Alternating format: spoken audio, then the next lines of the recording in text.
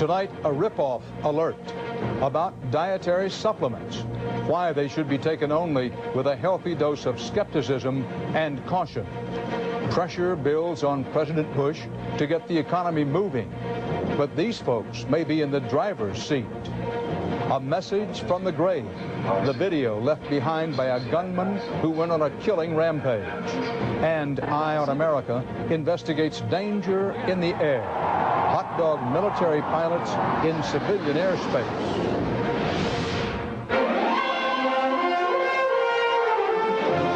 This is the CBS Evening News with Dan Rather reporting from CBS News headquarters in New York. Good evening. We begin tonight with two major health care concerns affecting millions of Americans. First, about a big rip-off of the elderly. More Americans are shelling out plenty for dietary supplements that promise relief from the effects of aging, only to find themselves relieved mostly of their money. And as CBS's Bob Orr reports, Congress is just now getting around to sounding a public alert about the government's own inability or unwillingness to crack down. It's a $27 billion industry fueled by internet and direct market sales, pushing a pill for everything from impotence and heart disease to memory loss and even old age. Well, your doctor is going to tell you that it's not worth a tinker's damn. None of it is. It's junk. On another healthcare concern, there's unprecedented joint action today by the world's top medical journals. The goal, to keep big drug companies from pumping up the benefits and downplaying the risks of new medicines and research studies.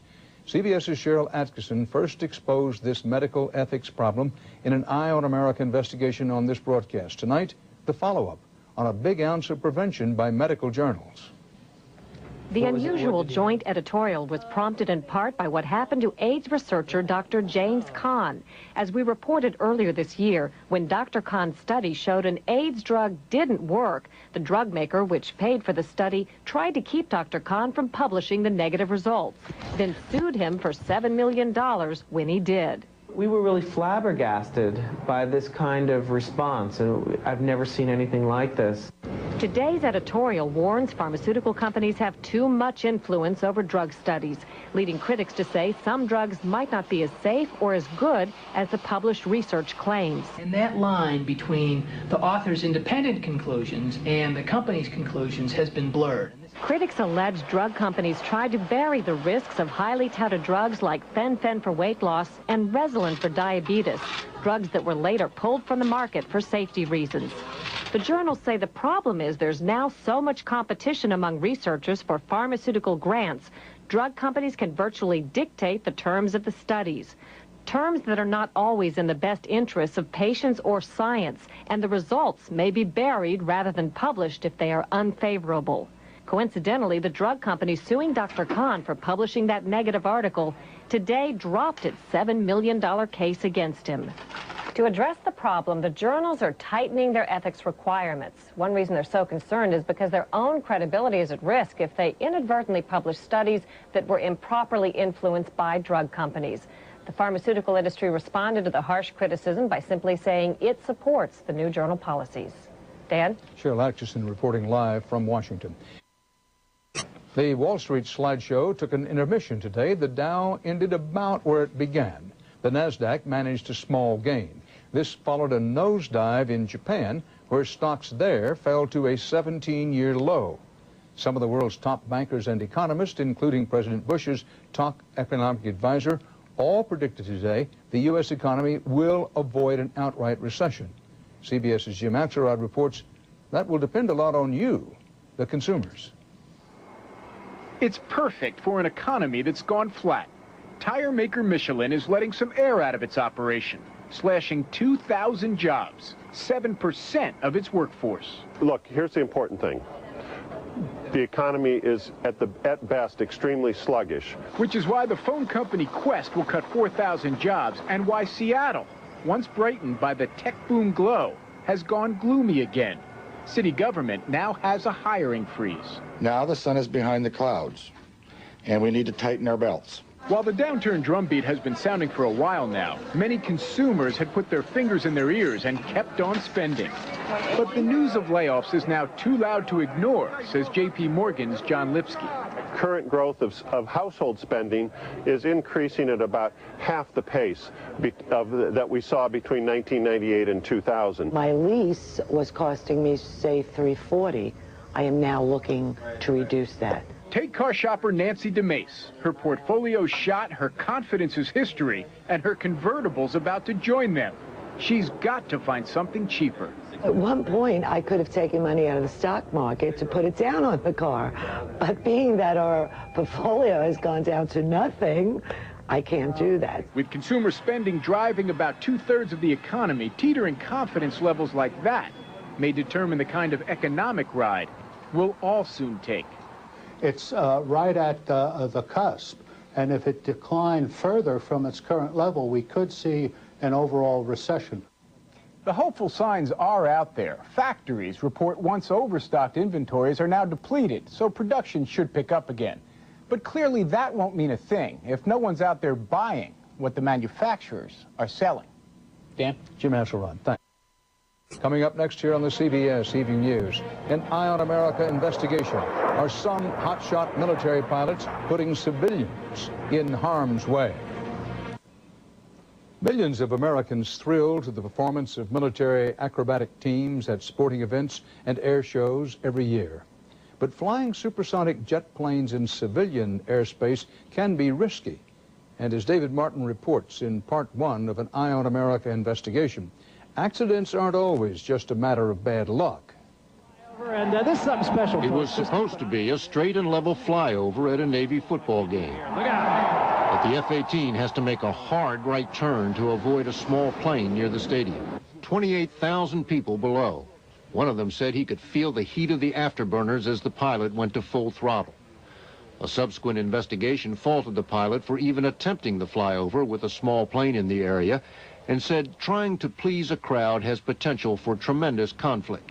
To Jim Hall, former chairman of the National Transportation Safety Board, the thrill of a flyover, like this B-1 bomber 600 feet below the minimum altitude set by the FAA, is not worth the risk of a disaster. When you take aircraft and fly them over a crowd, it is on its face a dangerous activity. And it doesn't just happen at football games. According to FAA figures, there were 142 reports last year of military pilots violating civilian flight regulations. Last November, 2 Air Force F-16s, flying at 450 miles per hour, strayed into controlled airspace near Florida's Sarasota Airport. The weather, as seen through the cockpit camera, was clear, but the F-16s never realized they were about to cross paths with a small Cessna. Mayday, mayday, mayday. Here we have an F-16 down. We have a light aircraft that may have also gone down, sir. I'm not sure. The pilot of the F-16 bailed out and is still flying for the Air Force. The pilot of the Cessna was killed. The Cessna, the wreckage from that plane is scattered into small bits and pieces. Even the Air Force's best pilots, the Thunderbird acrobatic team, can create havoc in civilian airspace. These guys are all over the place. Okay, I need some Thunderbirds to talk to me. The Thunderbirds weren't putting on a show. 8 of them were on a routine flight out of Andrews Air Force Base. They were disoriented. They were not following or being responsive to air traffic control clearances. Thunderbird 7, you lost out there also? The air traffic control tapes record a hair-raising half hour as various Thunderbirds wandered into prohibited airspace over the vice president's residence and into the landing pattern at Dulles Airport, where an airliner was on final approach. One aircraft was at 3,000 feet, passed directly south of Dulles into their arrival route, and continued to fly westbound, nearly running into a mountain. He needs to turn or he's going to fly into a mountain. The FAA said the Thunderbirds had exceeded airspeed limitations, failed to establish pilot communications, and conflicted with other aircraft. But the FAA does not have any authority over military pilots. And in both the Thunderbirds fiasco and that Florida mid-air collision, the Air Force shifted the blame to the civilian air controllers for not handling the situation better. And I think generally the military many times publicly is too defensive in their approach to incidents and accidents. And when an FAA inspector called to complain that this flyover was way too low and had basically trashed the regulations, as a later memo put it, the Marine on the other end of the line accused him of being vindictive against pilots who were patriots. At the Pentagon, this is David Martin for Eye on America. Israeli and Palestinian leaders say they will hold ceasefire talks tomorrow, despite weekend violence that killed at least 8 people. That included the first suicide bombing by an Israeli citizen, an Arab who blew himself up and killed 3 Israeli Jews. Overnight, Israeli tanks and machine guns opened fire in the West Bank, damaging a Palestinian elementary school.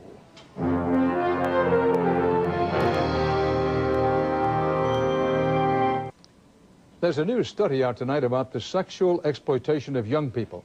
And perhaps most troubling is just how extensive the problem appears to be in this country. CBS's Mika Brzezinski tells you what the study found.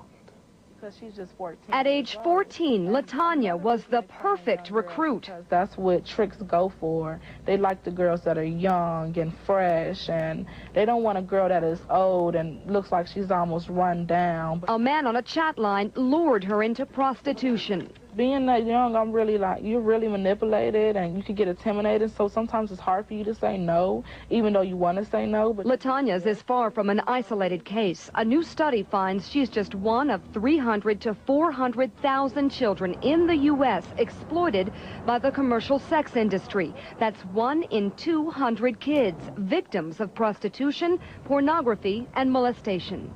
This is an epidemic from our point of view, mostly because the problem has not been recognized or diagnosed before. The 3-year study defies most public stereotypes for these young victims. Only a quarter of the children were from impoverished homes. Most were white, runaways from middle-class families.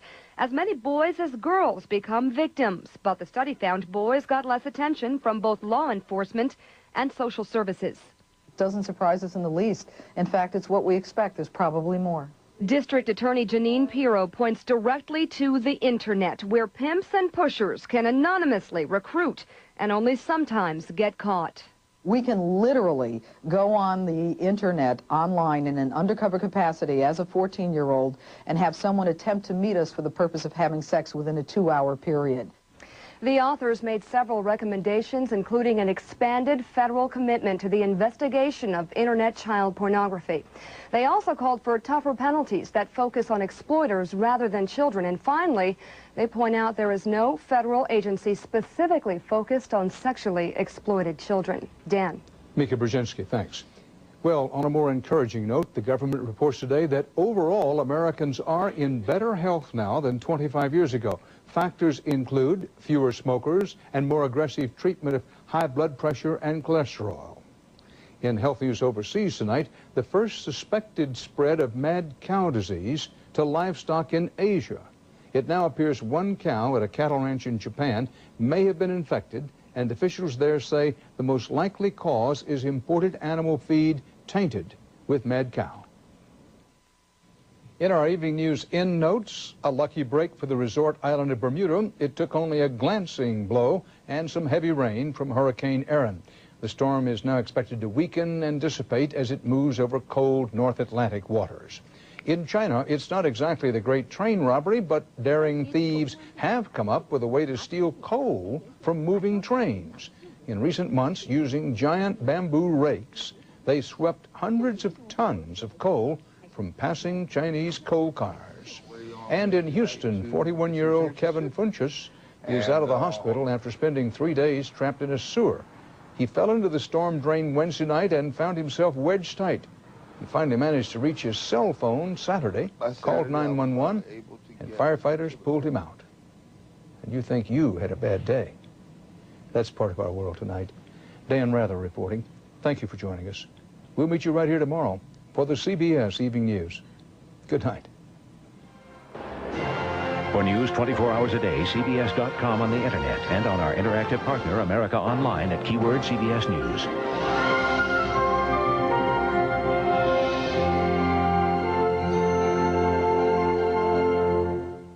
Why some fighter pilots have residents in this community outraged tomorrow.